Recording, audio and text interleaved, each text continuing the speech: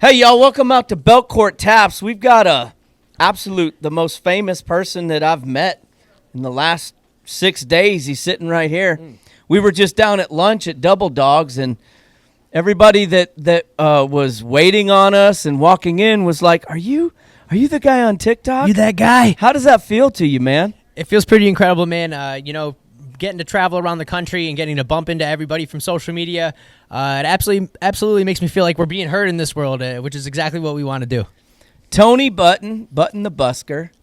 Thank you. You've made your way here to Nashville. We kind of connected through TikTok. I reached out to you. I was just like everybody that's been following you and watching what you do. I was just enamored. I was like hypnotically watching you perform, and just happened that you were kind of coming through Nashville, so I really appreciate you jumping on my show. Absolutely, brother. But what's it like coming to each city that you go to? You're in Nashville now. You travel the country. What is being a busker like? Being a busker is exciting. I guess my favorite part about being a busker is going to a new town and trying to figure out the pitch. So, when you swing up into the town, you don't even know where you're going to work necessarily. So it's driving around. Sometimes I'll drive around in circles for 45 minutes, an hour, trying to find out where the people are at. And then once you find that pitch, man, you find a parking spot, you get your stuff out, and you make it happen, and that first dollar hits the bucket. There's nothing like it. It's the best feeling in the world, man. And were you always, there's some footage of you being the Golden Man in Ocean City, so you've always had this performance kind of background. What has brought you to being sort of a street performer, and how did this all happen for you? Was it an early age thing? Give us the background on Button the Busker. I love that question, man. Okay, so the Gold Man, my golden mime. I'm a gold mime. That wasn't the first act I ever had on the street. How did I become a street performer? I wasn't ever influenced or inspired by any other street performers. In fact, I didn't even know what a street performer was the first day that I hit the streets to sing out on the streets. It just kind of came from being in a dark place as a younger person when I was 17 years old. It's probably about 15 years ago was the first day I hit the streets to sing my songs on the street. And I went out and sat on a bench, and I was just singing because I wanted to be heard. I felt that need to be heard in the world, man. And a business owner actually came and put a hat out in front of me, and that's how it all began, man. That day on a Saturday in my hometown, made like $60 in an hour, and as a young kid, that felt like the means for me, and I was being heard. So it wasn't specifically that somebody inspired you to do this. It was just through some of life just kind of bringing you here. Yeah, definitely. It wasn't really anybody particular. It wasn't a performer. It was just kind of the way life rolled, and here we are.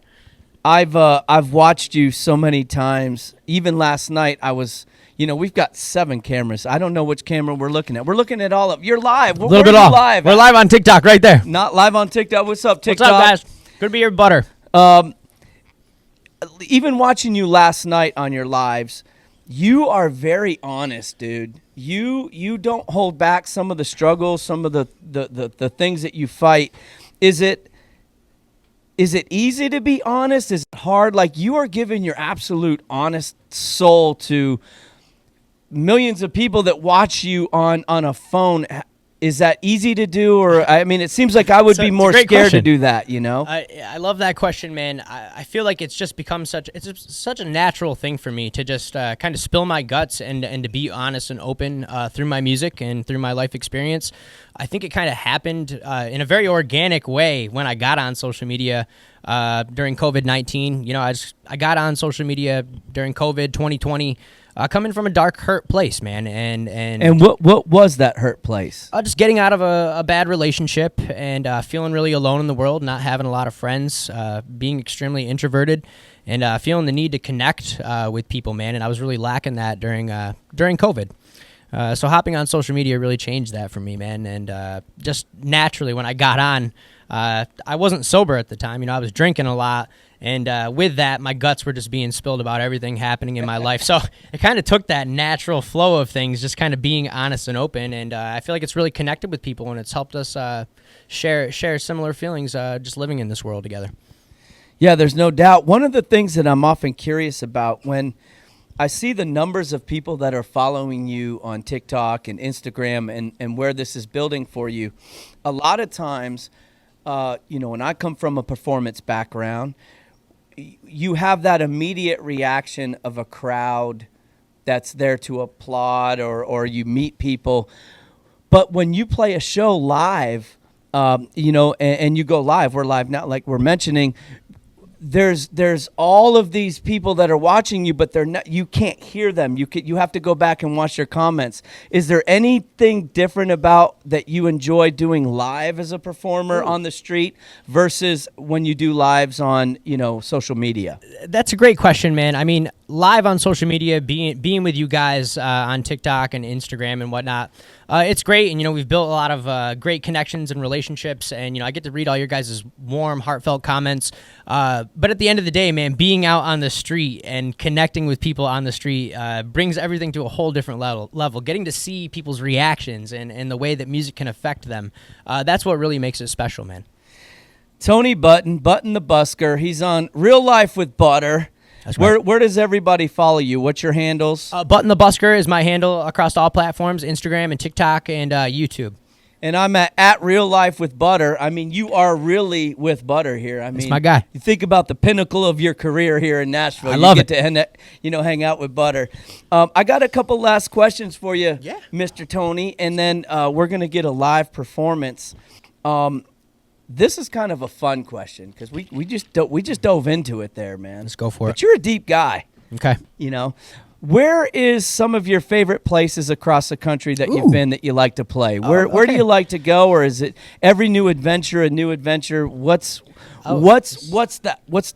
This is a wonderful question, man. For a long time, I lived in Ocean City, Maryland. For 10 years, I street performed in Ocean City, Maryland, with a house, paying the rent and the bills.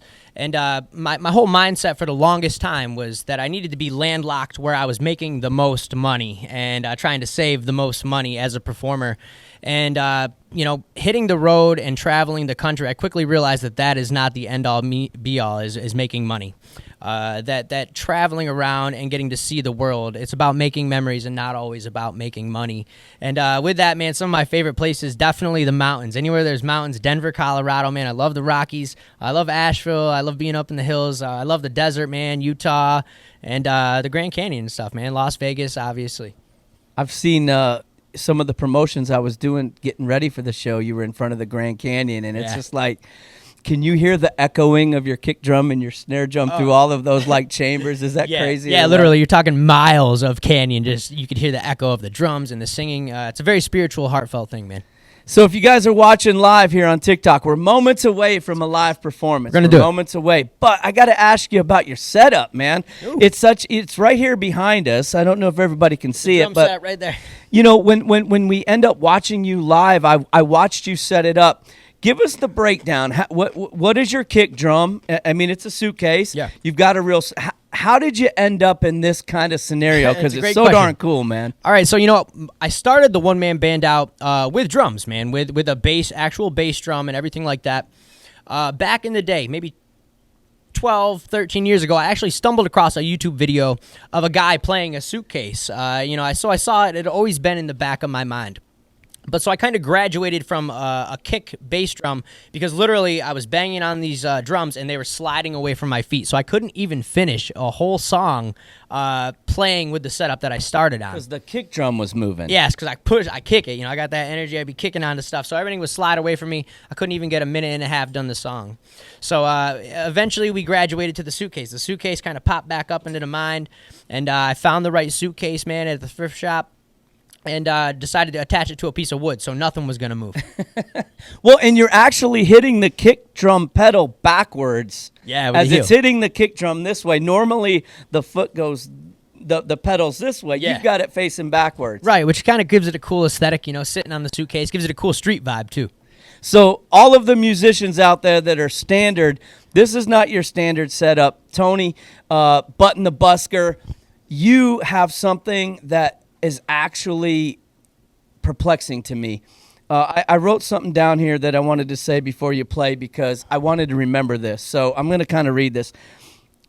I watched people online all the time. And when I came across you on TikTok a couple weeks ago, I didn't know what I was watching, man. I really believe that what you have is magic. I believe we're watching something historical, and I believe we're watching something famous. I really believe that. Dude, thank you, man. And I don't mean to put It's you on humbling. the spot, but I couldn't take my eyes off you, man. And I really thank you for coming here to Nashville. I know you're traveling, and for you to spend a few minutes here with me, I really appreciate it. And if you would, and we've got all these folks live Got watching people here. this. Can we get a few songs from Button the Busker? Absolutely, Tony man. Button. Absolutely. We got a few anyways, man. We Hey, got y'all, this. Real Life with Butter. It's Tony Real Life the with Butter. Button the Busker. and Busker, man. We're doing it. Thank you guys for being here with me, man. I really appreciate it.